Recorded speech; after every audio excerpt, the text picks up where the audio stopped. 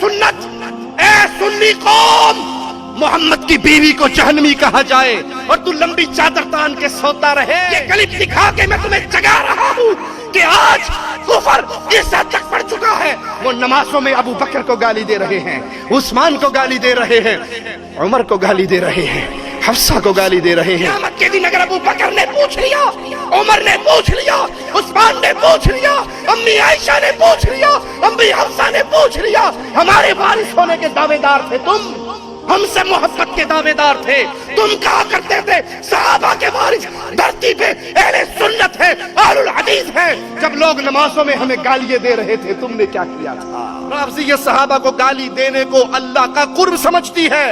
احقاق الحق صفحہ 98 پر لکھا ہے، ہم بعض ان صحابہ پہ لعنت کرتے ہیں جن کے بارے میں ان کا عقیدہ ہے کہ انہوں نے نبی کی وفات کے بعد ہی دوبارہ کافر ہو گئے تھے۔ یاسر خبیث جو حقیقت میں خاسر خبیث ہے، خسارہ پانے والا خبیث، وہ نماز پڑھتا ہے اور نماز میں قنوت کے لیے ہاتھ اٹھاتا ہے اور ابو بکر، عمر، عثمان، عائشہ، حفصہ میں نماز میں لعنت کرتا ہے۔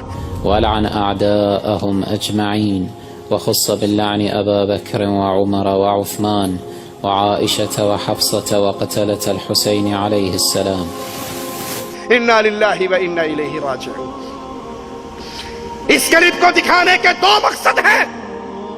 اے حق کی تلاش کرنے والے، اے حقیقت کو ڈھونڈنے والے، کبھی نماز کے اندر محمد کے سسروں کو گالی دی جائے؟ ابو بکر صدیق میرے نبی کے سسر نہیں ہے؟ فاروق اعظم میرے نبی کے سسر نہیں ہے؟ کیا سسر کا مقام باپ والا نہیں ہوتا؟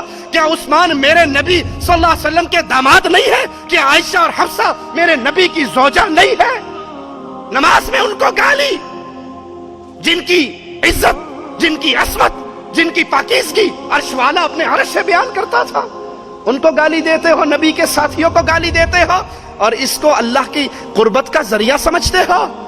اور دوسرا سوال اے اہل توحید تم سے ہے، اے میری سنی قوم، یہ کلپ دکھا کے میں تمہیں جگا رہا ہوں کہ آج کفر اس حد تک پڑ چکا ہے، وہ نمازوں میں ابو بکر کو گالی دے رہے ہیں، عثمان کو گالی دے رہے ہیں، عمر کو گالی دے رہے ہیں، حفصہ کو گالی دے رہے ہیں، خدیجہ رضی اللہ تعالی عنہا ان کے رسول صلی اللہ علیہ وسلم کی زوجیت میں آنے والی بیویوں کو گالی دے رہے ہیں۔ آپ کا اور میرا کردار اس کفر کو روکنے کے لیے کیا ہے؟ کیا جواب دو گے؟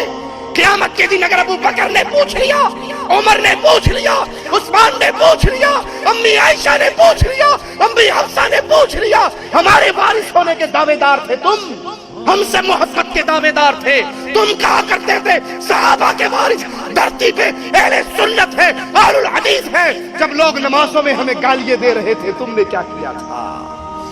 تم نے میرے نبی کی بیویوں کی عزت کو بلند کرنے کے لیے کیا کیا؟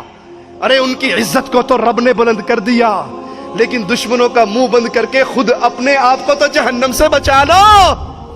آج یہ کیفیت ہے، میرے نبی کے صحابہ پہ لعن طعن ہوتی ہے، یہی خاسر خبیث سیدہ عائشہ کی وفات پہ جشن مناتے ہوئے کیک کاٹتا ہے، اس کیک پہ لکھتا ہے عائشہ فی النار۔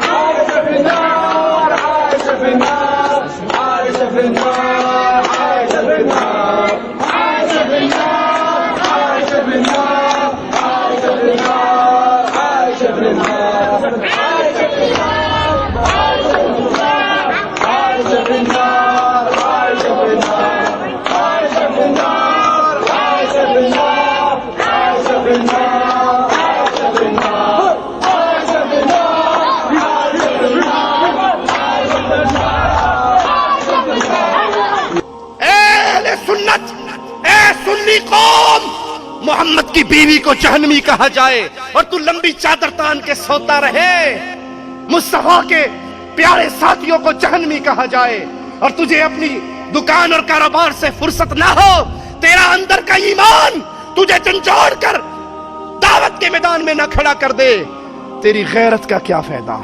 تیرے ایمان کا کیا فائدہ، تیرے مال کا کیا فائدہ اگر یہ مال امی عائشہ کی عزت کے دفاع پہ خرچ نہ ہوا۔ مزید علماء اور مقررین کے بیانات سننے کے لیے ہمارے YouTube چینل کو سبسکرائب کیجیے۔ جزاک اللہ۔